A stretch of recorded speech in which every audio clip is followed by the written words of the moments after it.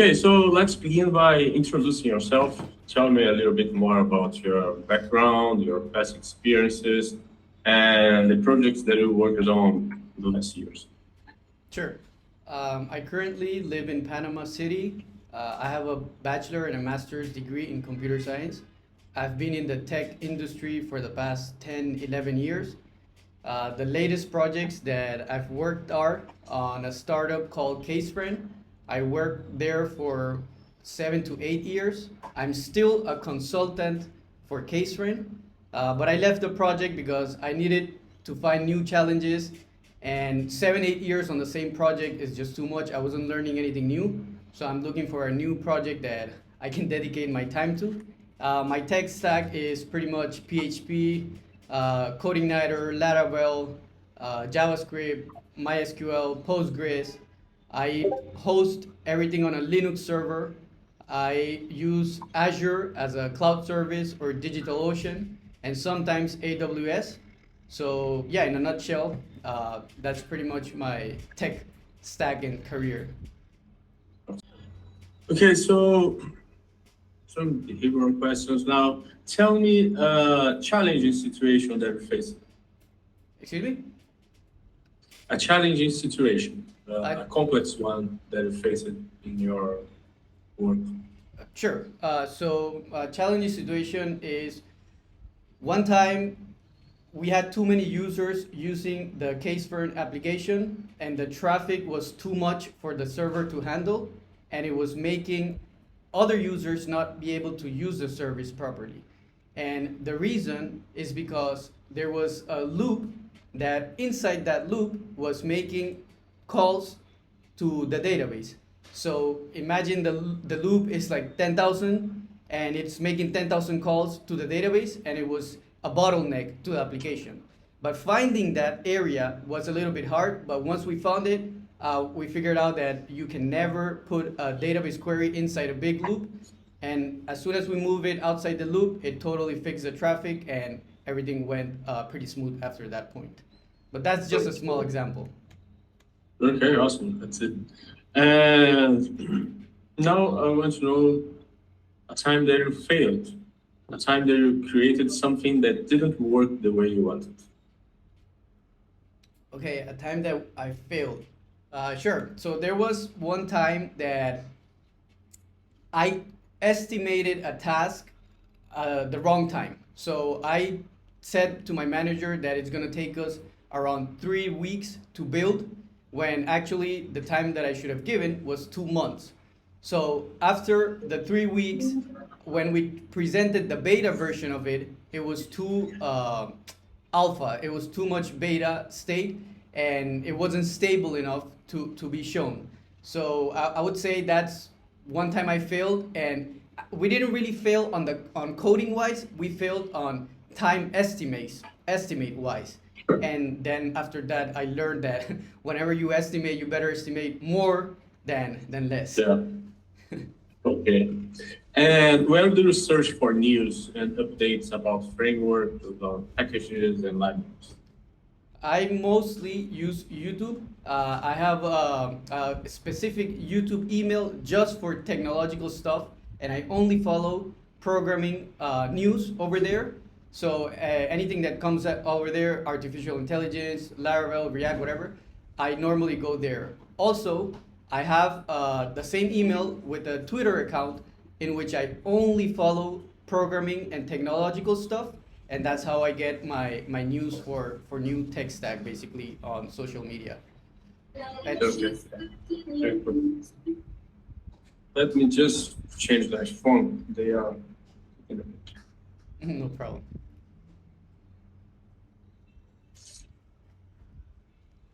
Let me know if you see some noise or the sound's not good to you. No, it sounds good. Okay.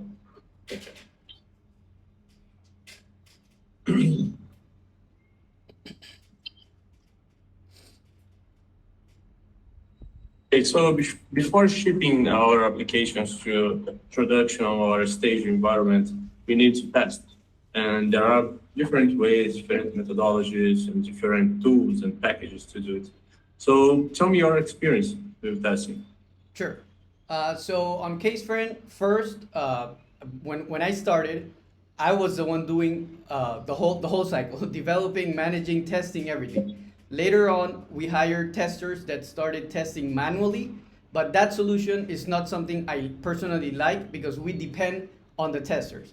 The one I like is to automate the testing using frameworks such as Ghost Inspector, Selenium, Jasmine, etc., so that whenever the developer finishes writing new code, he can execute the automated test and make sure that he didn't introduce a new bug. So it depends on the size of the project, how you want to make your testing team. But if it's a huge project, you need automated tests and you need to program those tests. Just like you program the code, you would program the testing as well. Okay. So now you're speaking about unit testing. Yes. Unit test and also the whole cycle test that hits the front end and the front end hits the back end. That would be with Ghost Inspector, which is a real browser simulation of the user using it. Okay. Doing a test, why would you mock something in a test? You have to mock data because without mocking data, how are you going to test the application? So a real user is going to input his name, his username, password, whatever information, which is real information. But on a test, you have to mock data so that you simulate the user inputting data and make sure that all the different data inputs, for example, if you're testing a function that validates data, then you're going to mock data that is not valid to make sure that your validation functions do not allow those invalid data to pass in. So you have to mock data basically for testing. Okay. And how much coverage level do you think it's adequate? In your Excuse me? opinion? Coverage level. Coverage? Level. Do you know the meaning of this? Liable, I'm not, can you spell it out? Sure. Let me write here. Thank you.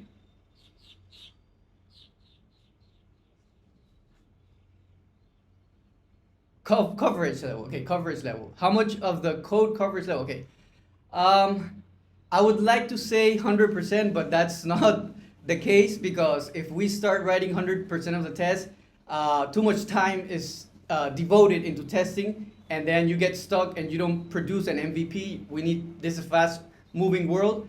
So I would go for around like 80% of the code coverage, the main core of the code to be covered, the main functionality, the most critical, for example, billing. It's an area, accounting is an area you cannot get mistakes because it affects the money directly of the clients. So I would say like around 80% coverage of testing would be pretty good. Awesome. And can you tell me what are design patterns? Sure. The one I'm most familiar with is using MVC, so model, view, controller, design pattern. That's the one that Laravel uses. That's the one that CodeIgniter uses because it's easy to then organize your code for views to display on the UI, for models to make the connections to the database, and for the controller to control the logic between the models and the views. Okay.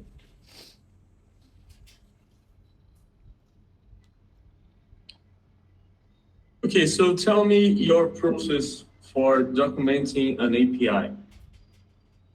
Okay, so in case frame, what we had is that before we had a process that before each function you have to write a comment, and on that comment you have to declare special type of variables that once you run the documentation compiler, it's gonna read the comments from the functions and it's gonna produce a documentation that will tell you like what the function does, what parameters you can pass into the function, and what the function returns. So any new developer joining the team, he can go into the documentation website that is generated based on the code, and that way he can read it. Because let's be honest, no coder likes to do documentation. So an easy way to do it is putting those comments on the function as soon as you finish it, and then let the documentation compiler produce a documentation website for you.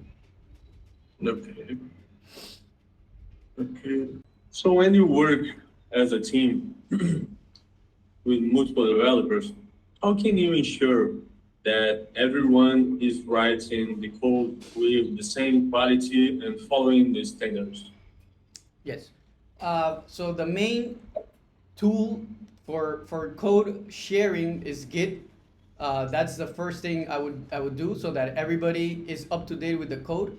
Next thing is that I as a team lead, what I used to do is that I made every developer use the same editor. So in our case, we use PHP Storm because we were writing PHP. And then inside that editor, you can add a configuration file where it makes sure that each developer is following the rules that we have set. For example, if we said that all variables must use camel case, it will check for all variables being used camel case. You cannot use underscore. But if we change it so that it uses underscore, it's going to use underscore. Also, it formats the spaces of the functions to what we want it to be. Besides that, we have different rules for naming conventions. For example, if there's a private function that you're only going to use inside your class and not outside, you start that function name with an underscore. That was one of the rules we had. So the PHP Storms makes sure that you use those rules. And the final rule of all is because I was a team lead, I need to code review all the code of the developers. So when they ask a pull request on GitHub or Bitbucket, then I go in there and read their pull request, make sure the code is all good, and if it's not, I push it back, and if it's good, then I accept it and it's merged into the main branch. Cool. Okay, some architectural question now.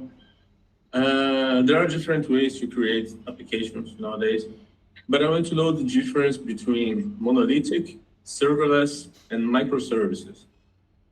Okay, so the main one, the one I like to use is have control of everything. Because I'm a full stack developer, I like to have ownership of the server. I like to control the database. I like to control everything. Now, nowadays, you can't afford to you don't have the time to manage everything. So we have to use microservices. For example, instead of me hosting the Postgres database or the MySQL database, I would use a service and just pay for it so that I don't have to worry about the maintenance. As that would be for like a microservice, but for a serverless, for example, I don't have to mount a virtual machine in Azure or whatever and manage the whole operating system. I can just write a function, for example, a JavaScript function, and put it in a serverless environment, and then I don't have to worry about the operating system, and I can still apply my logic and use it, for example, in an API. I don't have to manage the server. I just push it into a serverless server, and it takes care of it for me. Okay.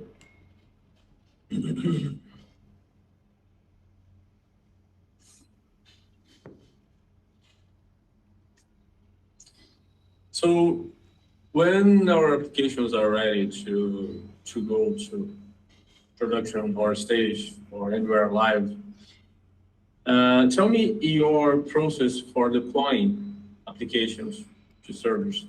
Sure. So I'm used to working with agile methodologies. So basically, we develop locally in our machine. Then we do the code review after it's accepted. We build it for development server. So basically, what that means is that whatever framework you're using, Laravel or React or whatever, there's a build command that it produces all the files into a single file for faster execution. So once that's built, we deploy it on the development server where it's tested properly. Once it passes that phase, we move it into a staging server, like a week or 2 weeks before going into production. And then if all the tests pass over there, we move it then on the release date into production server. Okay.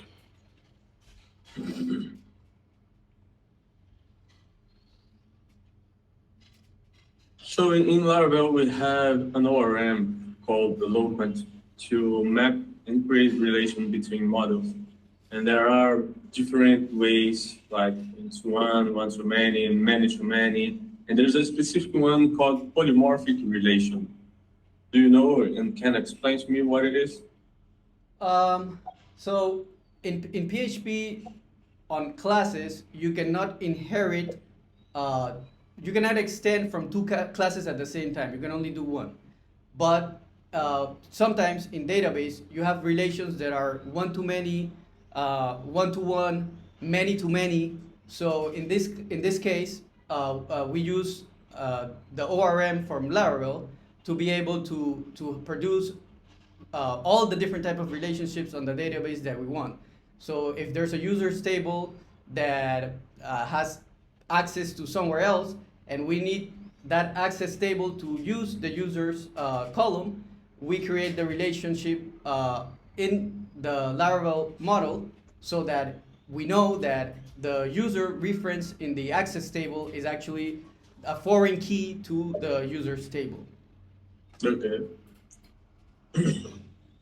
Okay, now some use cases and some problems that we have in our company, and you need to provide some kind of solution for them. The first one, we are assigned with migrating a legacy PHP pure application, PHP 5.6, Wow. to a modern PHP framework like Laravel 10 with PHP 8. So how do you start this kind of project? How do I start? Okay, so something similar happened to me when I joined CaseFriend. CaseFriend, before it was not even called CaseFriend, it was written in pure PHP, and we had to change it into CodeIgniter. So the way we did it, that was pure like PHP, and the way we needed to do it was following the MVC convention. So we had to write database migration code to migrate all that. But with Laravel, it already comes by default. You can use their helper functions to write database migrations. So that's the first thing I would do. I would first of all create all the proper database structure for the new application, and then I would create seed files so that all the existing database information is passed from one database to the other. And you don't do that from one day to the other. It takes time. So as the old application is still being developed, the new one needs to maintain that migration code up to date so that whenever it's ready, you just execute the script and it will transform all the old data into the new data. Awesome. Good. Okay, now we have an API that compress videos. So the user records a video from their mobile phones, sends a post request to our API. We compress the data and return an URL with the new compressed video. This request actually is taking 2 minutes to complete. Okay. I need you to find a way to improve the user experience in this case. Just focus on the backend part, and remember that I don't want you to know on how to compress the video. Just imagine that this is an external service that we call inside the controller. Okay, but the 2 minutes is like a limit, or is something I can improve? I can make No, it. it can improve. I cannot This improve it. This is a 30-part request that we are consuming, and it's 2 minutes exactly. We cannot reduce.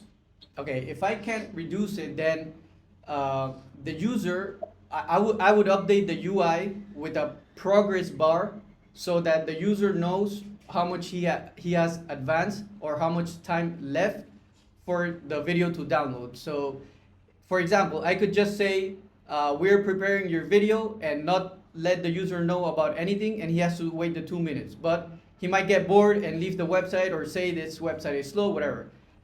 On the other hand, I can present a UI where I tell the user, hey, your video is getting prepared. I present a progress bar, and on each, say 25%, 50%, 75%, I update that UI with something different. I animate it so that it looks like data is loading, and he doesn't get bored by looking at the same screen, and he knows that it's advancing because he sees the progress bar. Okay. But my real answer would be to improve those 2 minutes, because 2 minutes is too much. But yeah, Yeah, you cannot do but that. and that is a 4K video. It will take a while, okay? And I want you to reconsider your answer, focusing only on the backend side. Um,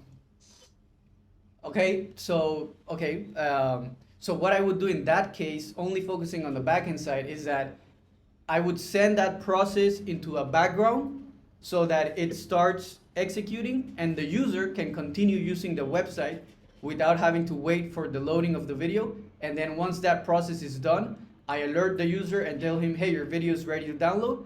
Click here, and then he can click. So he doesn't have to wait, and he can navigate the website anywhere, any way he wants.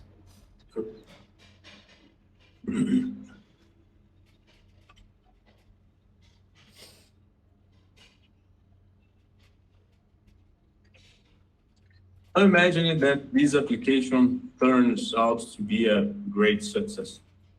And we receive a lot of new users. And they start to experience some performance degradation, something that you said before. But I want you to tell me, how would you diagnose the problem? How would you find the bottleneck of the situation? Sure, absolutely. So I've already gone through this before in my previous project, where basically too many users started using the application and it started getting slow. So the first thing that we did is that we started adding functions to time how much time each request is taking. So for example, each user does a request. We would add times to know where is the exact bottleneck and how we can improve it. One of the places that we found is that in the constructor of many of our classes, we were invoking too many libraries that we didn't even use. So by removing those libraries that we didn't use, we already improved the performance of each call. Besides that, we changed our Apache so that it uses PHP FMP, and that also helped a lot in that. Also, there's Apache status that you can check which calls the users are making, and we got a list of the most commonly used calls, and then if you reduce, for example, the most commonly 80% of the calls used, you're pretty much reducing 80%, or you're improving the app by 80%. So we got the most common calls and optimized the code, and that fixed the problem basically for us. Right. And how did you find this? What did you use? You use pure PHP or another software to help you deal with this? We use both. Mostly pure PHP, which basically we get the times of which calls are taking too much time. For example, if a call is taking 20 seconds to load, we would get that call and we would input timestamp on each function, and we figure out what is taking that much time. So in one of the cases, it was the database connection. So the database connection was taking too much time. So what we did is that we created a pool of database connections that can be reused. Instead of opening and closing, they can be reused. And that way it took less time, because opening and closing takes too much, but reusing an open connection is faster. So that's the way we solve it. So in summary, we use timestamps from PHP to figure out which functions or which areas of the code was taking too much, and then we optimize that area. Okay.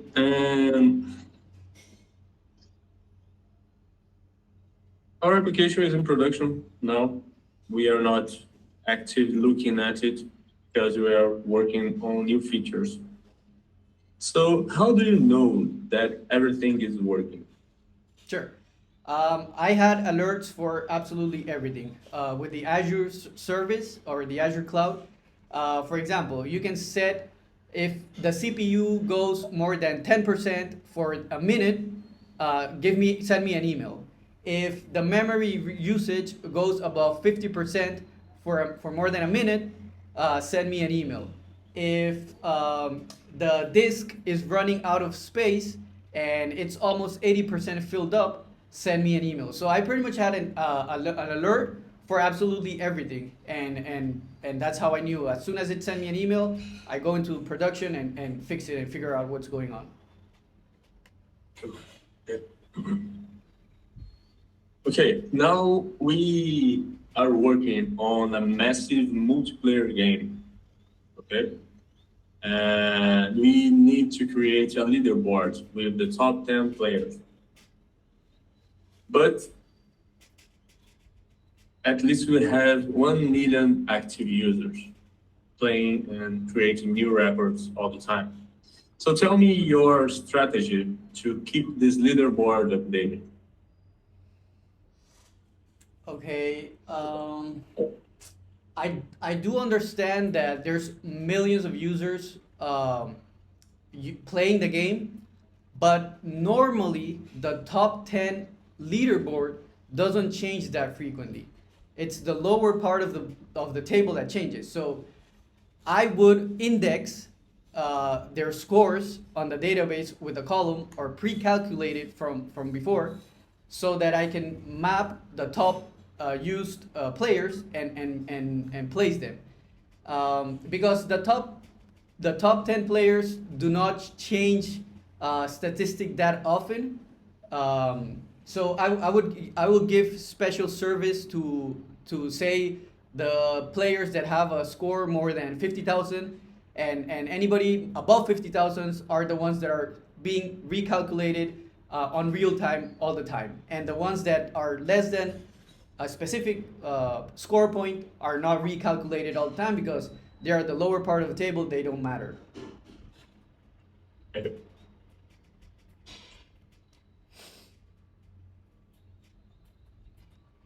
Now in the same game, the same project, we need to create a real-time chat between users, text chat. So what's necessary to create this feature? Is this a web application? No, it's okay. It can be a web application. Okay, so say it's an online game on a browser on a web server. Yeah. So you want to create a chat between the users. Yes. Okay, so the way I would do this, if we don't need to store the information, I would pretty much use something like WebSockets, so that as soon as the user A chats something, it sends the chat to the server, and then the server, because HTTP is stateless, I would use a WebSocket to inform the target user that a chat has been sent to him and displayed. So basically, my answer would be like using WebSockets to solve the issue. Okay. Next task is to implement a payment processing system, payment gateway, in our application. But how can we be sure that we are protecting the user sensitive data and following the necessary commitments and laws of the country that we have? Absolutely. So the easy solution is to use API or microservice from, for example, PayPal. If I use PayPal, they already provide me a private key, a public key that I use to communicate with PayPal. And what that's going to do is that the moment the user needs to pay, it's going to redirect them to PayPal, and they have to worry about storing the credit card information. I don't have to worry because I'm using their API. And as soon as they make the payment, there's a webhook that PayPal will call our website and tell me, hey, this user already paid. That's in the case of using a third-party API. in the case that I have to store the credit card information, I have to follow the HIPAA compliant rules, which basically I have to encrypt any data that sensitive data that I store for them. So at the database level, I would encrypt their credit card information.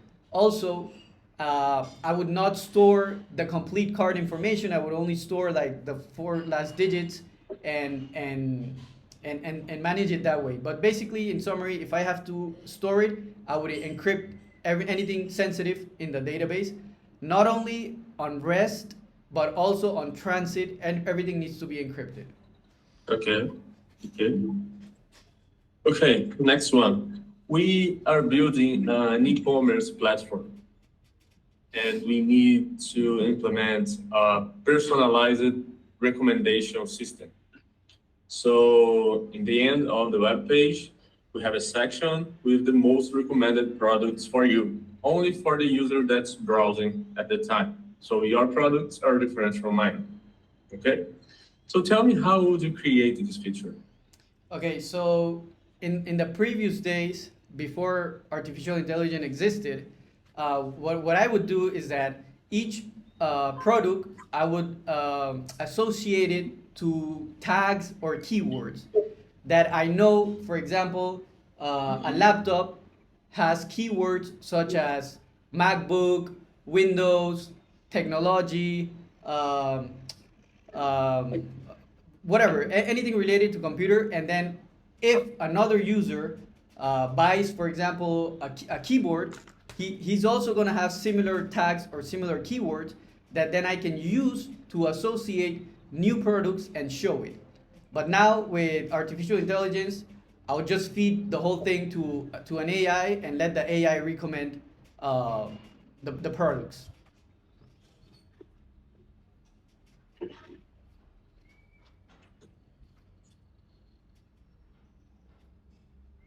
In that way, I can also tell you a little bit of an experience I had in a job before the startup case friend. It was in Admios, and it was a company called Set in California, which basically what they did is that they put ads on YouTube. And the way that their algorithm worked was that, for example, the video analyzed the faces of the people on the video. So, for example, if you have Kobe Bryant or Michael Jordan on the video, it would know by that face that the user needs to get ads of sneakers or basketball related things. So it was a targeted art ad application which used facial recognition to then be able to produce ads targeted to that user based on the video. Okay, next one. We are designing a software as a service application, a SaaS. Okay, and we have two approaches for creating the database. The first one is a single database with all the tenants and all the companies in there. And the other one, we have a single database for each tenant, for each company. Okay? So, in your opinion, which one is the best one for us to start? Okay, it depends. It depends on the app. So if it's a simple app where data is not that sensitive and you can keep everybody on the same database, I would go for a single database. But in an app, for example, like the one of CaseFriend, which each firm, attorney firm, basically they're attorney firms, they have very private and sensitive data. Data from one firm cannot go to the other firm because they might be rival firms in the court. So what we did over there is that we had a master database that had all the users, and it connected each user to a different and specific database. So each client of our SaaS service, when they joined, they had their own database, and we kept it separate. I like separate databases more because it allows me to see how much data each firm is storing, and it lets me sleep well at night because I know that each data set is separate from the other. Okay, got it. Thank you. Okay, last one. Remember that question about the payment processing system, the payment gateway that you told me about PayPal? But somehow the sales are not doing good for our application, and the users they are trying to pay, but there are a couple of problems that are happening.